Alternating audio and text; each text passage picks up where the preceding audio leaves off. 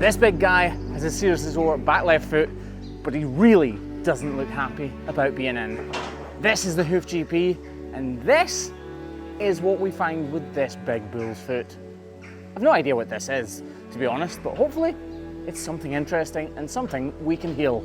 This is the Hoof GP, folks. Make sure you've subscribed. And I won't let it rush when I see you dance, and the moment comes when I fall and time goes slow. I fall into you. No, but seriously, like, actually subscribe. I know I kind of say that quite a bit, but it's nice to see the numbers going up and nice to know that you're becoming part of the herd. As you can see, this big guy is trying everything he can to get out of the crush, or race rather. So I'm hoping he goes into our crush nice and easily. Wish us luck. Come on, boy. Come on, boy. Come on, boy. That's a boy. That's a boy.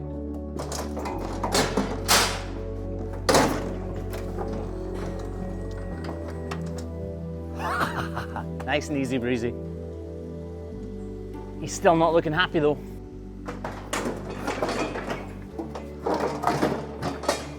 So obviously you saw him go down on his knees there. A lot of cows or bulls do that when they're stressed out because they're wanting out. So we're lifting 3 of his feet to prevent him from being able to do that. I'm not exactly sure which foot it was he was sore on. It was one of his back feet. Hopefully it'll be obvious. And yes, I know we all saw in the intro where the problem is, but hopefully, even without that help, you can see clearly where the problem is emanating from. That's right, look towards his toe on the closer of the 2 digits. You can see red, and that's not good. So there is a bit of a problem in there. Whether it's the serious one causing the major lameness or not, I'm not sure. We start off as usual, following the steps of the Dutch 5-step method.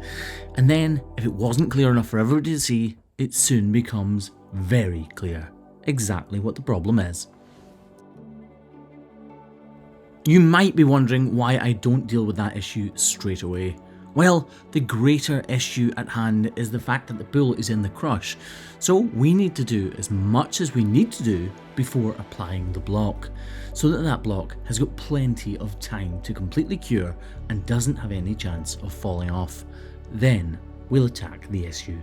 Forgetting about the obvious concern for a second, that cracking in the heel area could be a problem, which is why I chose to investigate it before going any further. So that's not a major issue, but as you can see, even the bit that I've not trimmed at all is completely pliable, which is no use for a guy this size.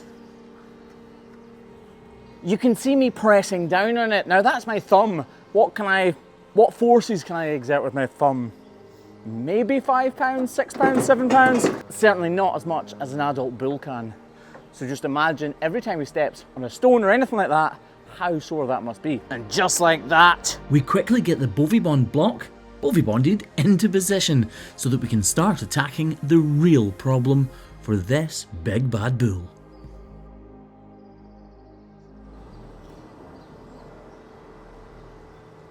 I'm almost certain there's an abscess and a cavity in there, but I don't want to jump the gun, so I take away slither by tiny slither of hoof horn.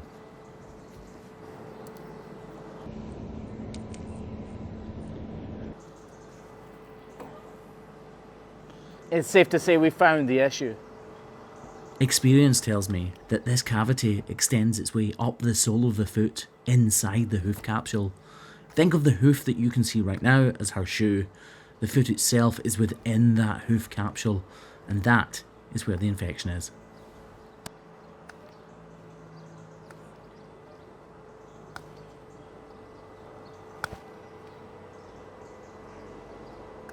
This hoof looks fairly good, doesn't it? I mean, up above the obvious lesion. But how far do you think this cavity actually extends? Keep watching to see if you're right. Look at that little tiny pinhole there.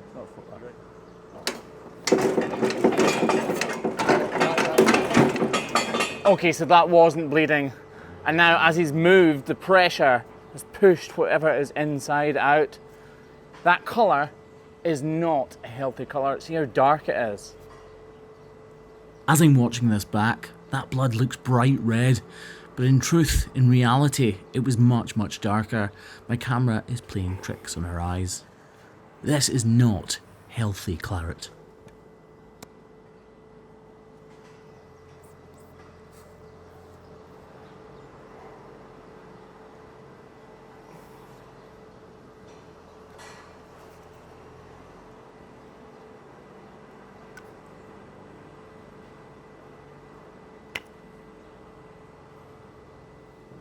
If you watch this carefully, I'm trying to get the hook of my knife in behind the detached horn and lift it up and away from the flesh inside.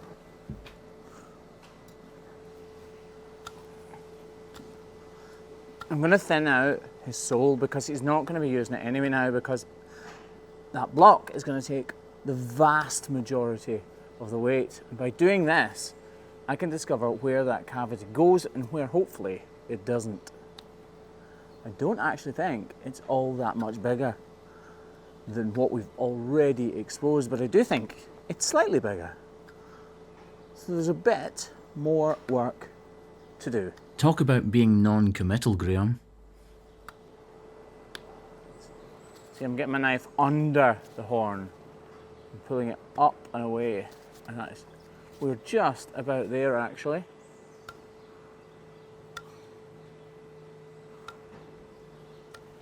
I'm saying that, but can you see that little tiny spot just there above my finger? It's a little dark spot. That is still unattached. Using the hook of the knife, I'll try to expose the problem, but not go anywhere I don't want to go.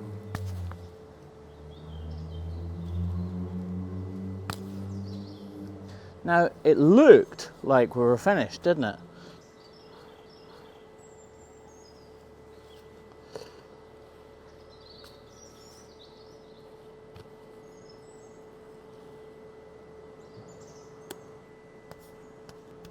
See how black that is? It's probably the definition of claret. It's not actually red, is it? It's dark, like a fine red wine, but probably doesn't taste quite the same. In fact, I've had it in my mouth before and I can guarantee you it doesn't taste quite the same. Now, as you can see, we've taken a substantial amount of tissue away from the bottom of this bull's foot, but there was a cavity underneath, and that cavity equals pressure. This bull will be miles more comfortable from this simple trim. You didn't see him coming in, but you saw how angry he was before we started trimming him. I don't think that anger will have dissipated, but I know the pain definitely will have. In my last video, you guys asked why we didn't wrap that cow that had the kind of mysterious blob of pus in her foot.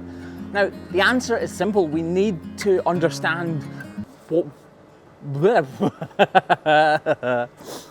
Take a second, Graham. Everything we do, we need to understand what we're doing, and we need to actually think, right, why are we doing this? Don't just do it because we do it. That's the same with everything in life. Don't just do it because other people do it. Do it for a reason. The reason we didn't wrap that last foot was because that was a deep infection.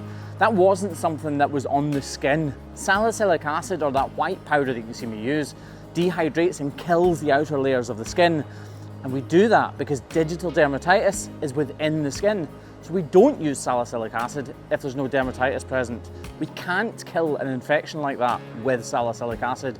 All we can do is kill the outer layers of tissue, which is why it's so fantastic at killing dermatitis, but not good in circumstances like that. Plus, if we wrapped it, all we would be doing would be creating the perfect environment for that infection to completely rage on. Think about it. How do you grow bacteria? You need warmth, you need moisture, and you need food, or dirt, or manure in this case. We would have provided warmth because the wrap would keep all that nice warmth from the cow's foot inside.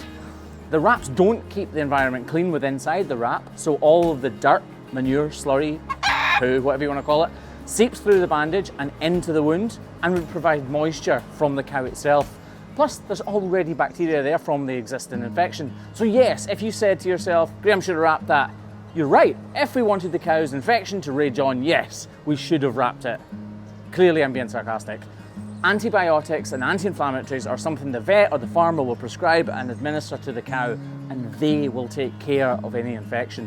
And that's exactly what will happen in this bull's case. We'll tell them he's got an infection, he's had an infection, he's got a block, tell them what we've done, and then they'll decide the course of action after that. What we're not going to do is wrap it. Also, what we're going to do is quickly trim his other 3 feet.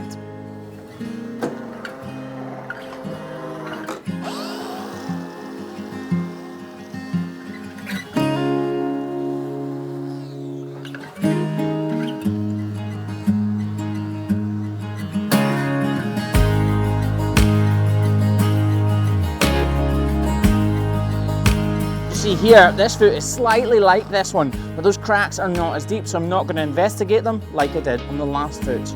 Done.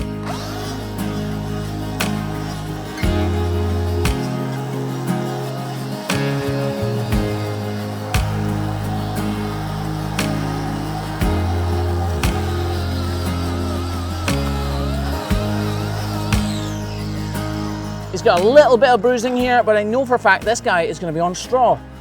That's that foot done. Nothing else required.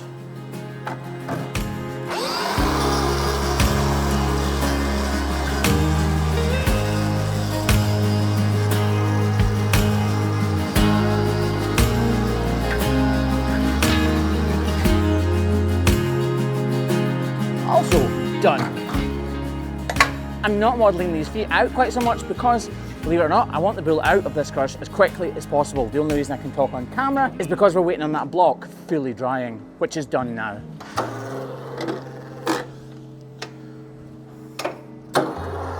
Now, as I begin to put the bull down, he starts to slump in the crush. This often happens because the belly bands are completely supporting the animal, so they just think, ugh, and they slump on the belly bands and often can go down. But there's no real need for the cow or bull to go completely down. We can stop it from going down, and that's exactly what I'm doing here. By stopping the crush mid-transition on its way down and stopping the belly band, the bull realises he can stand up and he doesn't go out, and we let him out, easy breezy, lemon squeezy. Come on, boy. Go on. Go on. We'll just leave him on the straw for now because it does give him added comfort, obviously. But if he's on straw all the time, that block won't have its full effect because obviously it'll sink into the straw. It'll still work, but not quite as well. From me and from Andy the Angus here, is thanks very much for watching, and we'll catch you on the next version of the Hoof GP. Cheerio for now, bye.